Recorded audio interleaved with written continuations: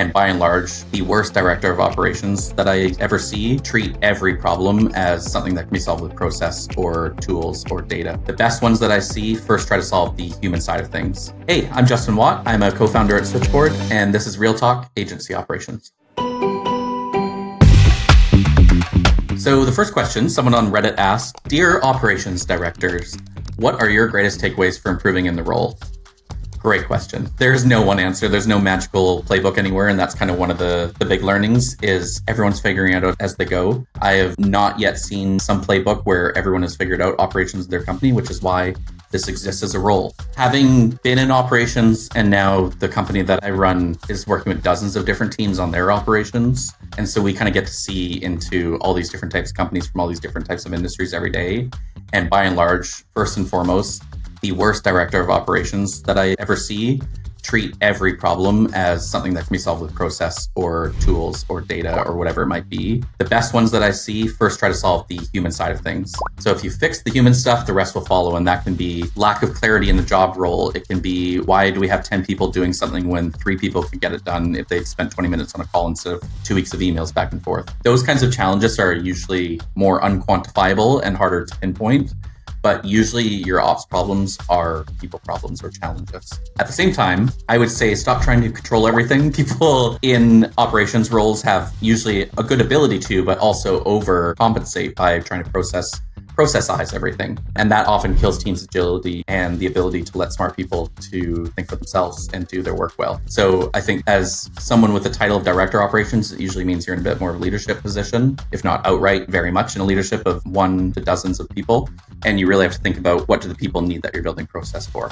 And then the final thing I would say for improving in the role of director of operations is actually learning tech. And modern ops leaders, the best ones I've seen, know what an API is. They know how to direct their team to use a no-code tool for automation. They know that you should be using software that talks to each other versus spreadsheets that live on people's local file folders. So realistically, to be a good director of operations nowadays is having an understanding of the tech that you can use to unlock people or unlock business to do things more efficiently, faster, better, whatever it might be.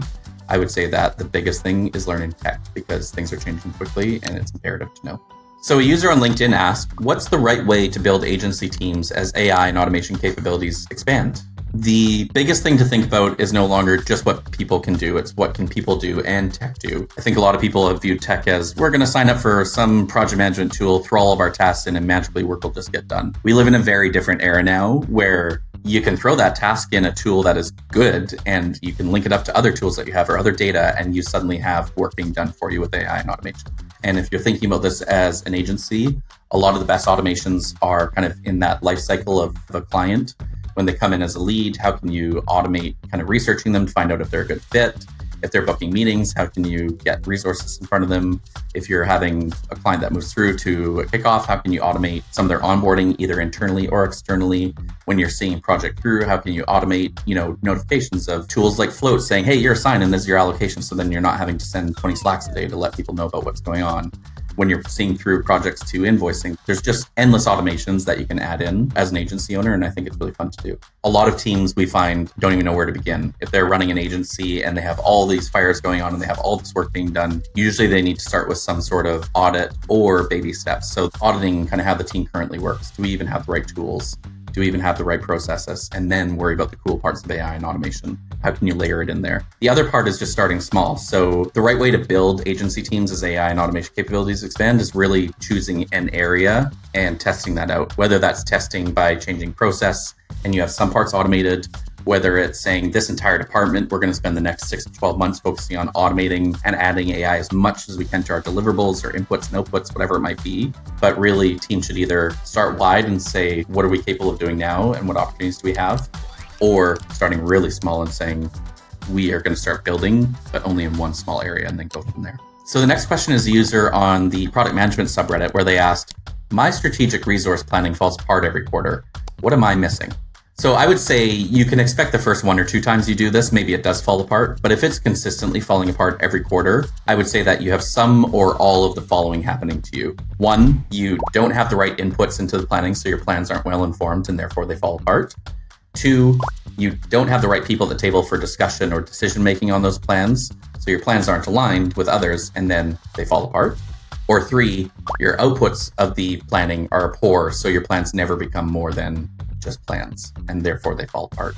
So I would say it's either your inputs, the people at the table, or your outputs.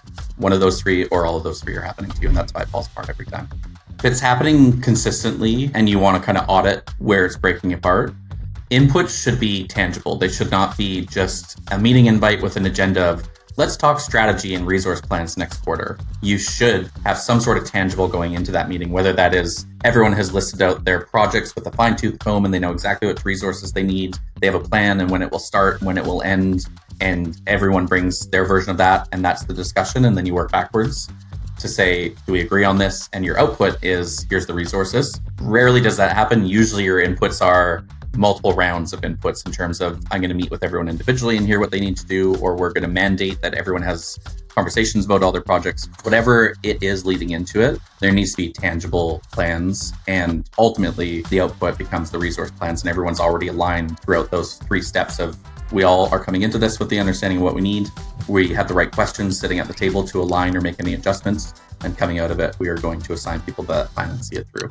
Okay, so this is from Reddit. Someone asks, how are people handling capacity planning beyond the standard eyeball plus panic plus pray method?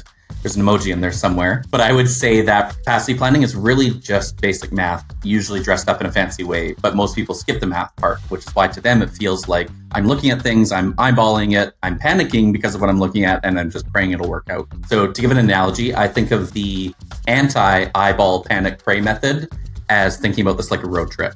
So if you feel anxiety when you look at capacity planning, think of it like a road trip in terms of, you've got a gas tank and that's your capacity. You've got the distance you need to travel, which is the workload that you're being asked to fulfill. And then your car's mileage, so to speak, in terms of how allocated to this are people. And so really the fancy tools just automate this math. You can literally do this in a spreadsheet. You can do this with tools like Float.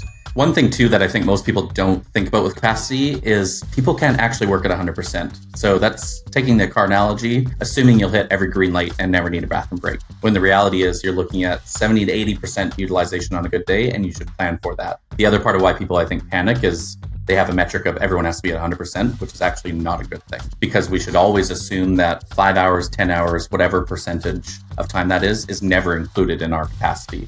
That might be averaging out for vacations, that might be sick days, internal admin, internal all hands, that kind of stuff. And so if your, call it denominator, is less than 40 hours a week and you're expecting 100% of that, that could be really healthy.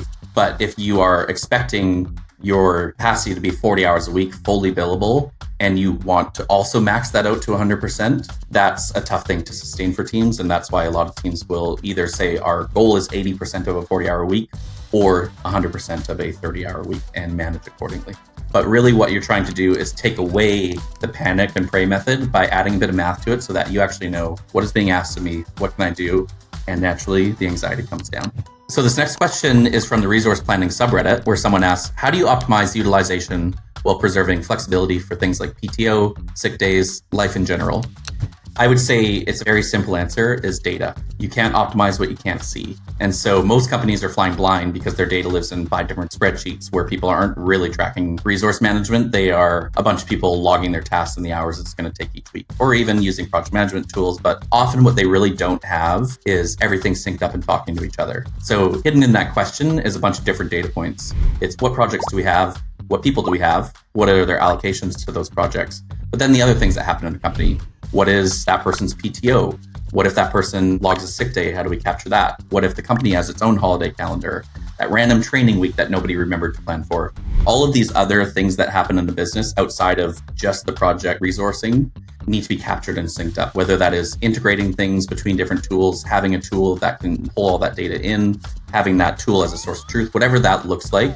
You need to know what's going on to be able to preserve flexibility for PTO, sick days, and life. So that's the data side. Why that matters is because if you are allocating someone at, say, 80% capacity for the month, thinking you're being reasonable and leaving buffer room for them, you may not be accounting for, well, that person's getting married in 2 weeks and they're taking their honeymoon and you didn't know because their PTO request is in a different system.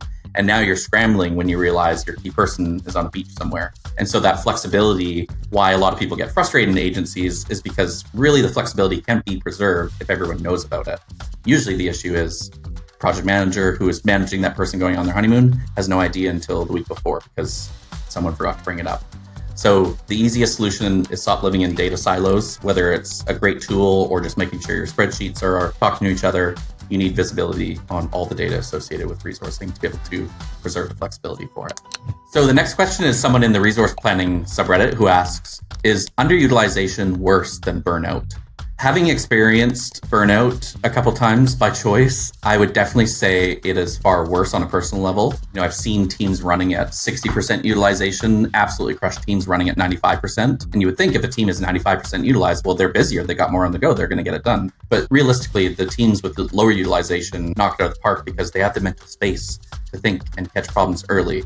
But a company can't have people underutilized forever. So a business can't have utilization go too low for too long because then you're just burning margins. Having utilization too low for a team usually means that you have, let's say 10 people at 50% utilization, when really you would have 5 people at 100% utilization. If you had the same amount of work, all things being equal, if you're choosing to have 10 people at 50% utilization, you're then paying 10 people to fulfill the revenue that 5 people could do at 100%.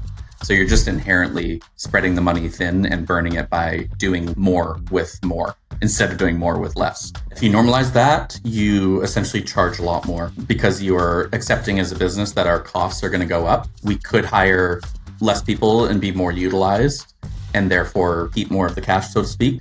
So usually what that equates to is you're charging more so that your profits are still at a healthy level. But if the opposite is the goal and the business normalizes running everyone on empty at all times to maximize profit, it's not worth it.